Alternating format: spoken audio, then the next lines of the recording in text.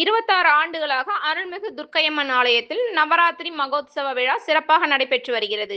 Kovai Perur main ரோட்டில் உள்ள தெலுங்குபாளையம் பிரிவில் அமைந்துள்ள அருள்மிகு துர்க்கையம்மன் ஆலயத்தில் நவராத்திரி மகோத்சவ விழா செப்டம்பர் மாதம் 22ஆம் தேதி அக்டோபர் 1ஆம் தேதி வரை நடைபெற்று வருகிறது. துர்க்கையம்மன் ஒவ்வொரு நாளும் ஒவ்வொரு அலங்காரத்தில் காட்சியளிக்கிறார். அதனைத் தொடர்ந்து சனிக்கிழமையன்று துர்க்கையம்மன் ஸ்ரீ கருமாரியம்மன் அலங்காரத்தில் காட்சியளித்தார்.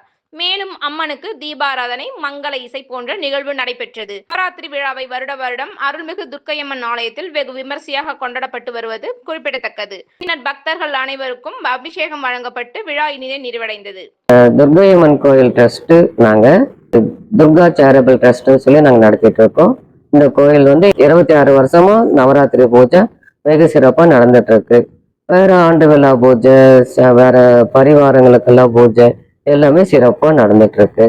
வர கஸ்டமர்களுக்கும் ரொம்ப ஒரு பக்தர்களுக்கும் ரொம்ப திருப்தியா, அவங்களுக்கும் ஒரு சந்தோஷமா இருக்கு. அவங்க கேட்கறதெல்லாம் சாமி கிட்ட கேட்கறாங்க, அது எல்லாமே அவங்களுக்கும் நல்லபடியா நடத்தி கொடுக்குறாங்க துர்க்கையம்மன்.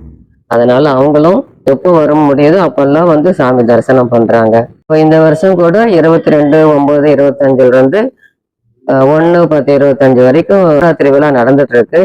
அதுல முதல் நாள் பூஜை காஞ்சி காமாட்சி பூஜை அலங்காரம், 2வது நாள் ஸ்ரீ விஷ்ணு துர்கை, 3வது நாள் ஸ்ரீ மீனாட்சி அம்மன் சாமி, அது 4வது நாள் ஸ்ரீ அன்னபூரணி, அப்புறம் குபேர மகாலட்சுமி, கருமாரியம்மன் பூஜை, கஜலட்சுமி, ஸ்ரீ சந்தான லட்சுமி, ஸ்ரீ ராஜ மாதங்கி, ஸ்ரீ சரஸ்வதி.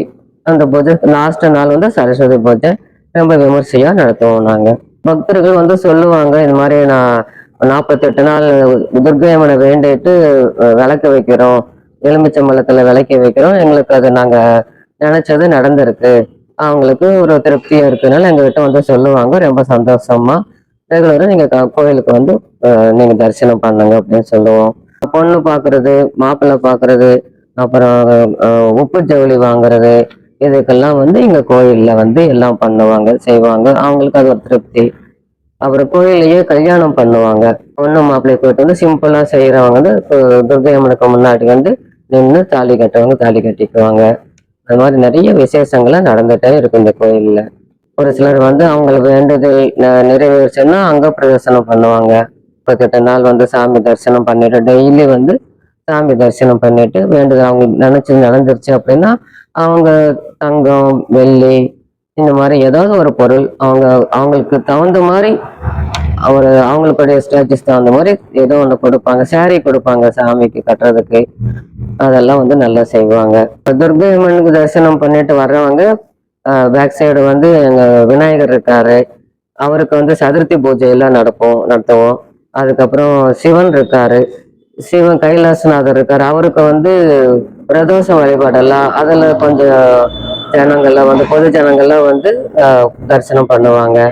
அது ஒவ்வொரு மாசத்துல 2 பிரதோஷம் நடக்கும். அதுக்கெல்லாம் பொது ஜனங்கள்லாம் நிறைய பேர் வருவாங்க. முருகர் இருக்காரு, முருகருக்கு வைகாசி விசாகம் திருவிழா அது நடத்துவாங்க.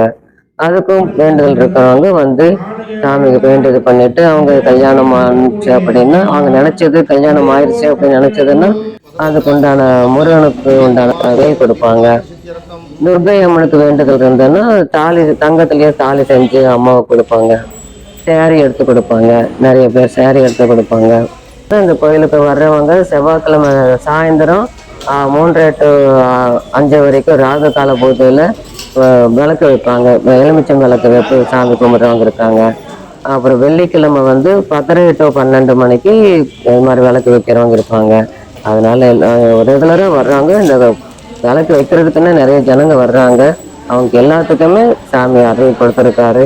அதனால இன்னும் நிறைய பேர் வரணும், சாமி தரிசனம் பண்ணணுங்கிறது நான் வேண்டி.